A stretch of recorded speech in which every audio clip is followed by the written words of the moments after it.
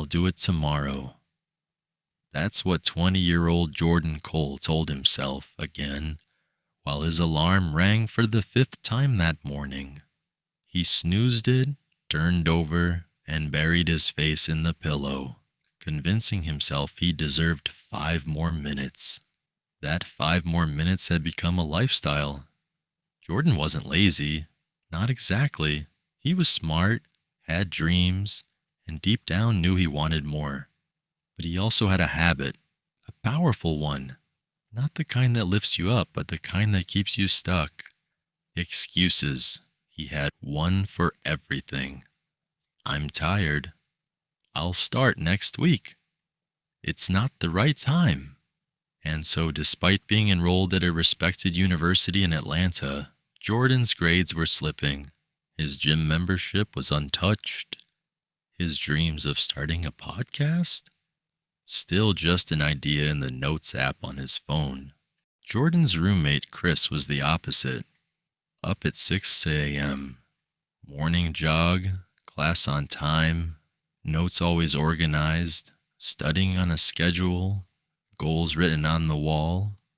While Jordan scrolled Instagram and binged Netflix, Chris was building a disciplined routine. At first, Jordan laughed it off. Man, you're doing too much. But over time, the contrast became painful. Chris started landing internships, earning scholarships, and gaining recognition from professors. Meanwhile, Jordan was dodging calls from his academic advisor and failing midterms. One night, while half asleep with his laptop open and a bag of chips in hand, Jordan got a message from his mom. Proud of you always. Just don't lose yourself in comfort. You were made for more. It stung. Weeks passed. Jordan kept spiraling. One by one, his responsibilities slipped through his fingers. He missed a group project deadline. Got a warning email from his professor. Even flaked on a friend who invited him to a job shadowing event. It wasn't just school. He was letting people down, and he knew it. He hated how he felt, but still couldn't break the cycle. He'd wake up late, promise to do better tomorrow, then repeat the same pattern. And every time he failed to change, his self-confidence shrunk. Excuses had become his shield, but shields don't protect, they isolate. Then came the wake-up call. On Monday morning, Jordan showed up late to his computer science class, again. Only this time, the professor stopped him at the door. Jordan, he said quietly, we need to talk. They stepped into the hallway. I've seen potential in you, but potential means nothing without action. You're failing this course. And more than that, you're failing yourself. Jordan froze. I don't say this to shame you, the professor continued, but you're running out of chances. Talent is common. Discipline isn't. You need to decide. Do you want this or not? Jordan nodded, ashamed. But something in that moment clicked. For the first time, someone didn't buy his excuses, and it hit him. Neither should he. That night, Jordan made a promise. He opened a blank page on his laptop and typed, "From today, I take full ownership of my life. No more waiting for motivation. No more blaming the situation. No more lying to himself."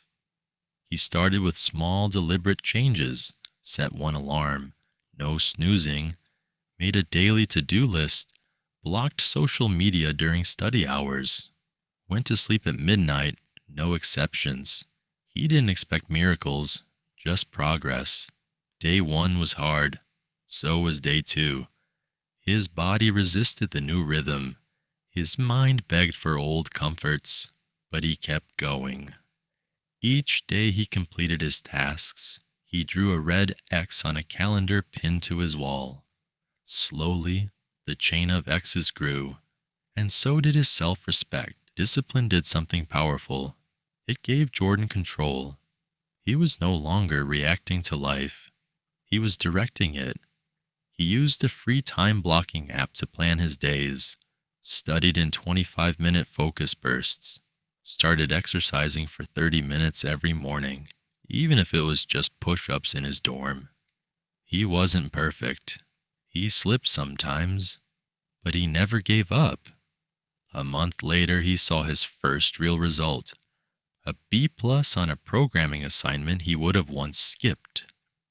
The professor who once warned him now nodded with a smile and said, "This is more like it."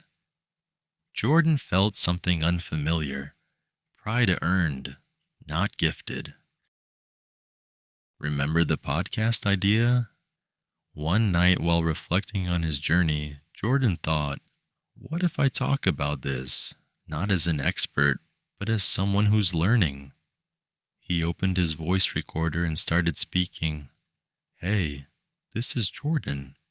I used to live off excuses, but I've learned that excuses don't build your future. Discipline does. If you're like me, trying to get your life together, let's do it together." He uploaded the first episode, just 7 minutes long. He didn't expect much, but slowly, comments trickled in. "This is what I needed to hear. Bro, same struggle. Let's go. You're not alone."